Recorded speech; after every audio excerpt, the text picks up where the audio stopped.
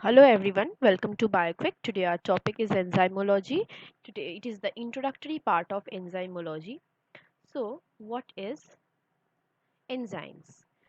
It's the definition of enzymes. Enzymes are the most remarkable and highly specialized proteins which has an extraordinary catalytic power, often far greater than that of synthetic or inorganic catalysts.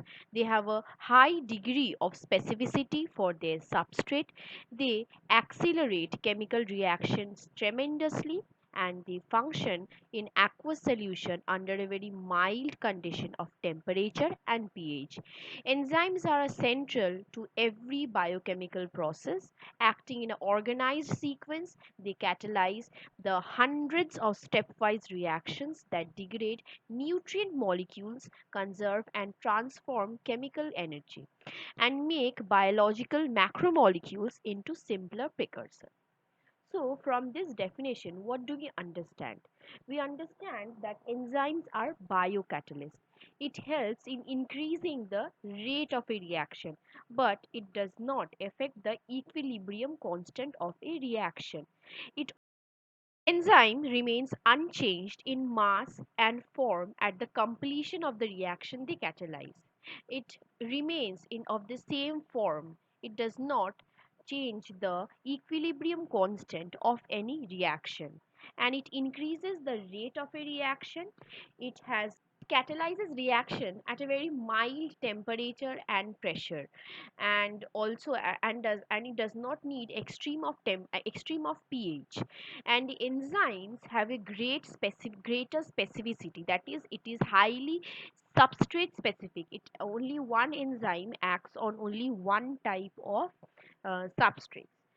Enzymes are generally proteins of protein origin, but some enzymes are also some enzymes are also are some RNA molecules. Rather, some RNA molecules also act as enzymes in several prokaryotes, invertebrates, eukaryotes, and in many eukaryotes. Here, what is the difference between the chemical catalyst and enzymes?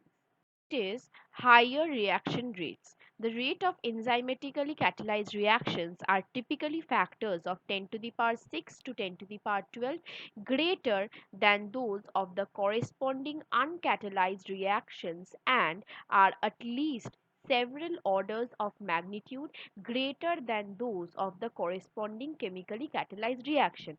That means that the reaction which is catalyzed by enzymes, the rate are much greater and higher than that of the reactions catalyzed by chemical catalysts. The second difference is milder reaction conditions. Enzymatically catalyzed reaction occur under relatively mild condition temperature below 100 degrees Celsius, atmospheric pressure and nearly neutral pH. In contrast, efficient chemical catalysis often requires elevated temperatures and pressures as well as extremes of pH. This means that enzymes require a very mild temperature. We need not to increase temperature, give external heat or something like that. And its atmospheric pressure is also mild, and it has a nearly it has and it acts on a nearly neutral pH, whereas chemical catalysts they require high temperature, high pressure, and it acts on extremes of pH. Now, the third difference point is greater reaction specificity. Enzymes have a vastly greater degree of specificity with respect to the identities of both their substrates, reactant, and their products than do chemical catalysts. That is, enzymatic reactions rarely have side products.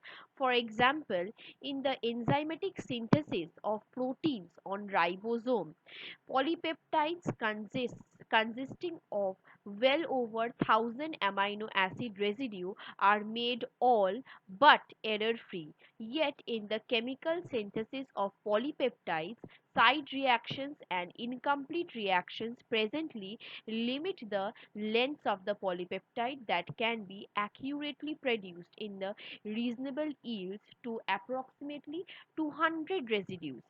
This means that enzymes are highly specific to their substrate. That means only one kind of enzyme will act on that specific type of substrate. And but catalysts don't are not so much specific. Um, but enzymes are highly specific. This is the third difference. The fourth difference is, and here I've given one example also, you can check it out. Point number 4 is capacity for control. The catalytic activities of many enzymes vary in response to the concentrations of substances other than their substrates and product. The mechanism of these control processes include allosteric control, covalent modification of enzyme, and variation of the amount of enzymes synthesized. This means that there are many control processes that affect the mechanism of an enzyme, like the allosteric control, the covalent modification of enzyme, the variation of the amount of enzyme synthesis. These all points we will discuss later in the later videos. Now we move on to most enzymes are protein. Why most enzymes are protein? First point, their catalytic activity depends on the integrity of their native protein conformation. The second point is, if an enzyme is denatured or dissociated into its subunits, catalytic activity is usually lost. Point is, if an enzyme is broken down into its component amino acid, its catalytic activity is always destroyed.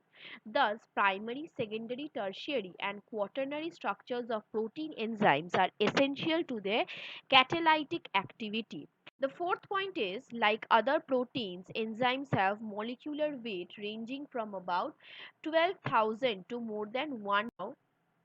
In the next slide, we will see how enzymes look basically. Let's say this is the enzyme, and this whole thing is an enzyme, and this is the apoenzyme. This is the apoenzyme part of the enzyme. What is apoenzyme part of the enzyme? It is a catalytically inactive in nature. That means it cannot act alone on a substrate. If it acts, then it will have no result. And it is the protein part of the enzyme. This is the protein part of the enzyme. And this is the cofactor. Cofactor means it is the non-protein part of the enzyme. So apoenzyme is the protein part of the enzyme and cofactor is the non-protein part of the enzyme. And when we add apoenzyme and cofactor, it becomes holoenzyme, which is catalytically active.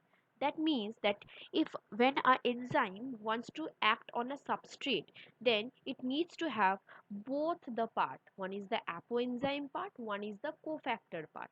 Only one part alone can't act on a substrate. Both parts are needed. And apoenzyme is the catalytically inactive part of the enzyme, and cofactor is the non-protein part of the enzyme. And when we add apoenzyme and cofactor, then holoenzyme is required, which is catalytically active. This is the most important thing that we need to know. Thank you for watching our videos. If you like our videos, then like and do subscribe. Thank you.